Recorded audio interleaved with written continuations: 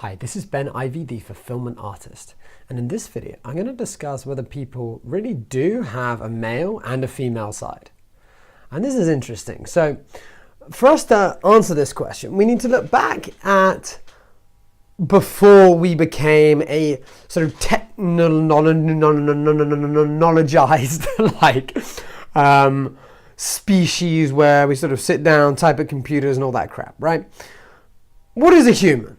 Okay, we go back to the age, right, cavemen. This is what used to happen, right?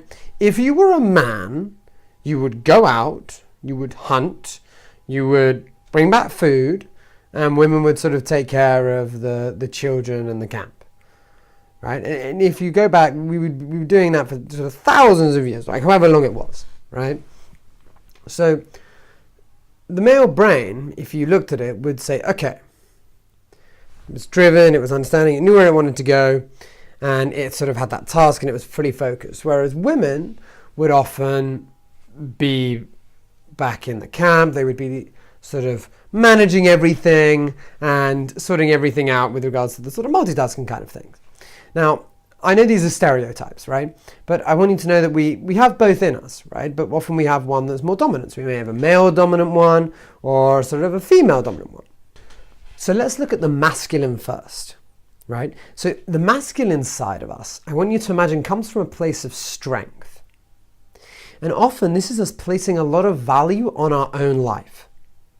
So if you look at the sort of masculine people in your life, right? They're people that are confident, they're people that sort of know what they want, they're driven, and they are very directed with where they're going. People that have a strong mission, a purpose, they're sort of in their masculine, they know what they want, and they're like, bang, right? And you get some females, you get some males that are sort of in this energy, right? Generally speaking, you've got males that do this more often, right? And they have their more masculine side develops. Now, a weaker masculine side would be slightly different. So what would happen is they would doubt themselves. They would doubt their own abilities. They wouldn't really be sure of exactly what to do. Now, the feminine side, right, comes from a place of goodness. And instead of valuing their own self, right, their belief comes in the value of others, right? So the feminine is more emotional. It listens, communicates. It's more of a motherly type of role in a way, right? And once again, everything I'm saying here is taken as general. Obviously, I'm not stereotyping, but I want you to understand the general gist of this. Okay, so the feminine is sort of helping people out with other things. It's gentle and it's, flows with emotion. Okay, so what about a weak feminine, right? A weaker feminine side is someone that is more closed, doesn't really help others, so focuses kind of more on themselves, doesn't really like going out and helping, and that would be seen as a sort of more weaker feminine side. So let's give an example of where one is stronger than the other. So let's say your masculine side is stronger than your feminine. Let's say something happens, right? And you're fearing something. Generally speaking, the masculine side gets more sort of angry when it gets challenged. And you see this, right? They get more angry. And that would be the sort of type of emotion that you would generally go to when things don't go your way. If the feminine is more dominant than masculine, what tends to happen is they become more sad, right? And more disheartened, and they get sort of defensive instead of aggressive. So you imagine the feminine is more defensive and masculine is more aggressive. And you see this with couples all the time, and I'm going to be doing that in another video, and it's going to be really funny.